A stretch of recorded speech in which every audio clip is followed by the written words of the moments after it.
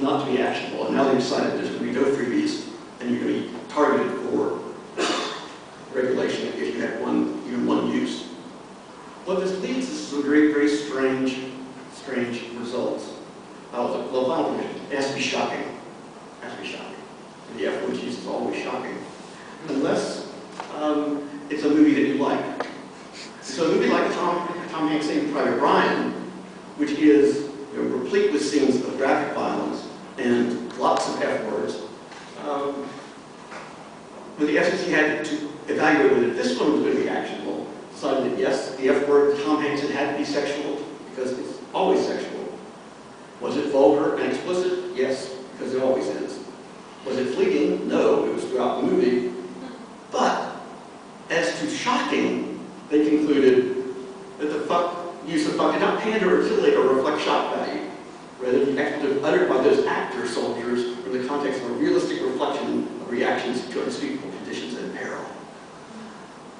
In essence, because it's on a film that they like, on a subject that they like, they're going to find it not offensive, therefore not shocking, therefore not indecent language subjected to regulation. If you're Martin Scorsese, a film about blues musicians who used the word fuck as well, the FCC said no, that was indecent language. So you actually have a culture police in place trying to decide what is and is not actionable. Luckily, the networks have fought back. You may be aware that the Fox v. FCC case has already gone all the way up to the U.S. Supreme Court once. This is stemming from Nicole Richie's and Cher's, again, a board show commentary on live television. It didn't take long for the Supreme Court to deal with the case as it went up on administrative grounds, administrative regulatory grounds. On one funny cartoon about the case. We hold the FCC properly banned feeding explosives such as effort as working brought. Finish. All right. You have to read it to get the full effect. To come back down to the Second Circuit has now declared the FCC's indecency policy unconstitutional. And it's pending a motion for a hearing for the Second Circuit and a motion for a hearing on bond. And then when the Second Circuit deals with that motion, then it will be, the timetable will start for the cert petition to be filed. So it's quite likely the Supreme Court will get another opportunity on merits to address the FCC indecency policy, which, if I'm counting the votes right, I think it's going to be 5-4 to trash the policy, because Clarence Thomas is one of the votes he's on record saying we need to revisit this regulation of speech. So I think there's a change is coming in the regulation of even indecency language.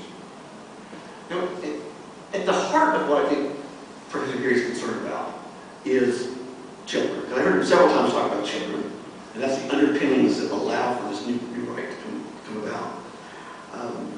You certainly can have all sorts of concerns about here's a concern parent about your child. But what I think has to be taken into account here is the changes in technology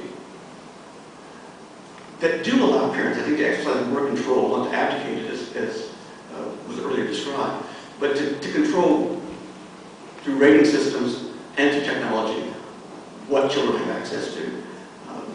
Now, is it going to be a complete safety net that allows parents to avoid having to take any responsibility for why their child has a TV in their own room, which most American children do? Maybe that's where exposure to the 28 million Playboy channel viewers, or however many we have there, have occurred.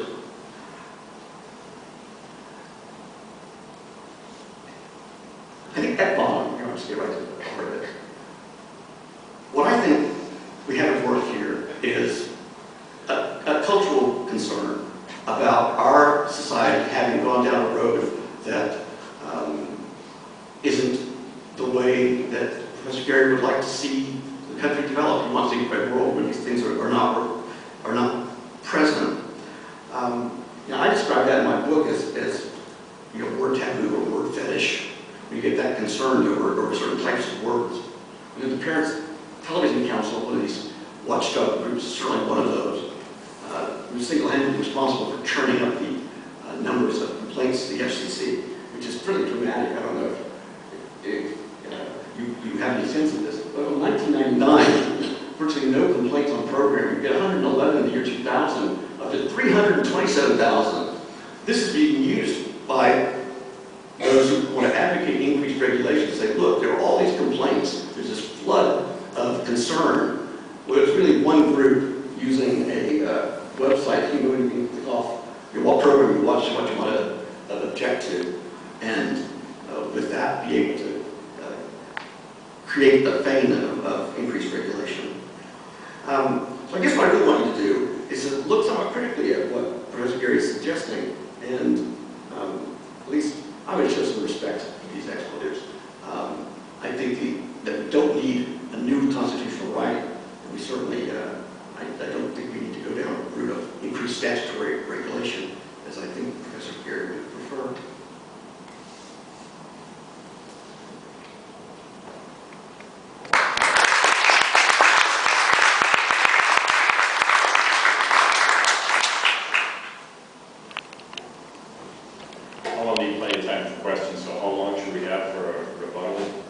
About 10 minutes.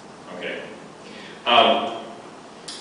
Well, with respect to what kind of regulatory scheme I'm proposing, I'm trying not to propose a regulatory scheme. What I'm trying to propose is something that will give people sort of greater power to be able to sort of pick and choose or to avoid children's exposure or not. I don't focus on the sort of the censorship of words, for instance. I don't see that as something that that is of a problem here, or of a concern, a particular concern of, let's say, the parental right to control. What kind of schemes do I propose? I propose schemes like, say, violent video games schemes.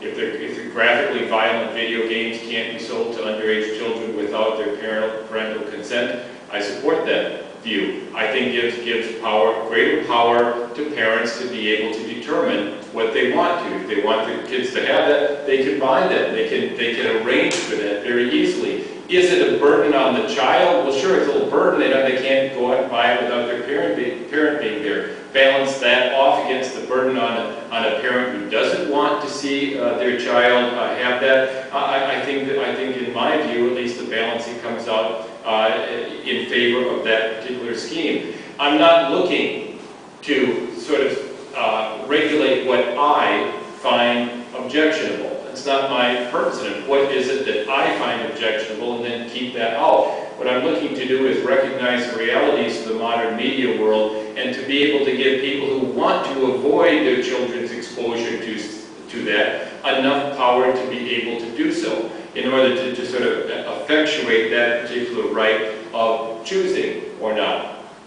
I mean, I think in Professor Fairman's illustration, you can see the fact that, yes, government regulation of indecency, for instance, has never worked. It's never worked very well. And plus, that it does seem a little odd to be talking about broadcast indecency when, if you go home tonight to your television set, maybe you've got 100 channels. So 4 of those channels are regulated in terms of indecency. 4 out of 100. So it seems as if that question alone has almost made this issue and this point moot, as far as the government actually trying to regulate what's being said on that. I don't favor disbanding that regime at all, because I don't find that it does any harm whatsoever. But I certainly don't favor expanding it or relying upon it anyway. What I hope to do is to be able to give people the ability to choose. And I don't think that the right to choose really is focused on individual words or expletives. I don't. I think it's much broader than that.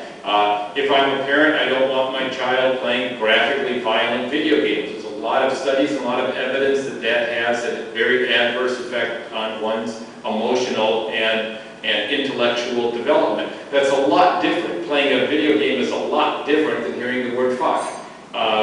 And that's what I think that we have to address in this modern media world. Not the kind of censorship of Mr. Cohen as he's walking through a courthouse, but this sort of continual immersion in a kind of a media lifestyle, if you will, that the parent doesn't wish the child to have. I think I'd also, I try to rely on the First Amendment and on the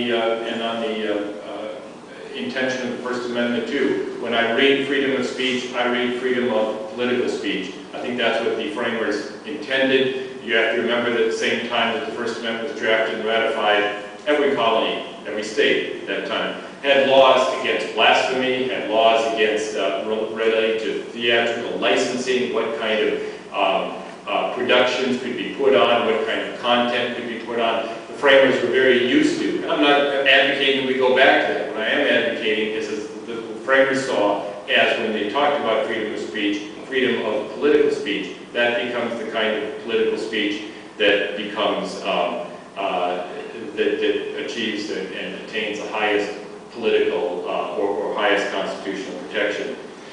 I think lastly too, and I have great sympathy towards this argument, is that the parents can avoid a lot of this if they just do their job.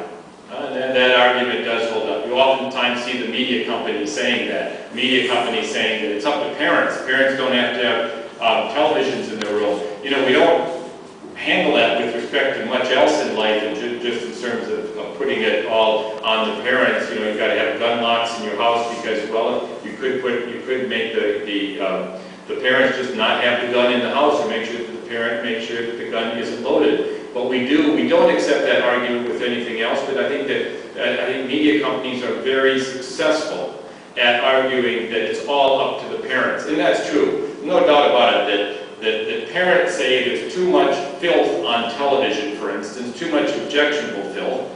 Usually the polls show something like 70+% agree with that. But on the other hand, about 70% of households allow their children, their underage children, to have televisions in their own room. So the parents are kind of clearly schizophrenic about that. I don't doubt that, but I think to rely just on that argument that we ought to leave it all up to the parents also ignores the fact that there's a lot of things that the parents cannot do. I don't have any solution with respect to the internet. I don't know. If anybody ever comes up with a scheme which allows freedom of choice rather than censorship, I'd certainly be open to listening to it. I'm not about to say that we're going to censor the content on the internet because that's going to go too far. What I am saying is that if there's something which somehow will allow more freedom of choice for parents to be able to control what their underage children are looking at while not cutting back on the flow of ideas, then I think that's something that we ought to look at. But it's becoming increasingly, for those of you that are parents, I'm sure it's becoming increasingly sort of difficult to control. You can say don't have an internet terminal in your house, but on the other hand, most schools that kids go to sort of require that. So we're in a situation in which I think that argument is getting tougher and tougher to advocate. Thank you.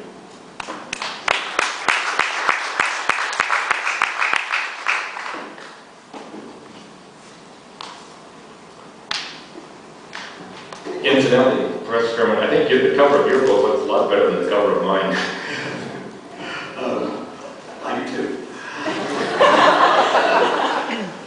I have only 3 points in the rebuttal, so we can all do questions, because there are 3 things that sort of stuck with me after I heard Professor Garry's rebuttal. One is the idea he had at the very beginning about wanting to separate different types of speech out and give core political speech greater protection than all the rest of the speech. But I hope you understand what that was in the context of. Talking about the soldier's funeral case that's pending before the Supreme Court, that Professor Garry characterized as core political speech. This is speech like signs that say, God hates fags.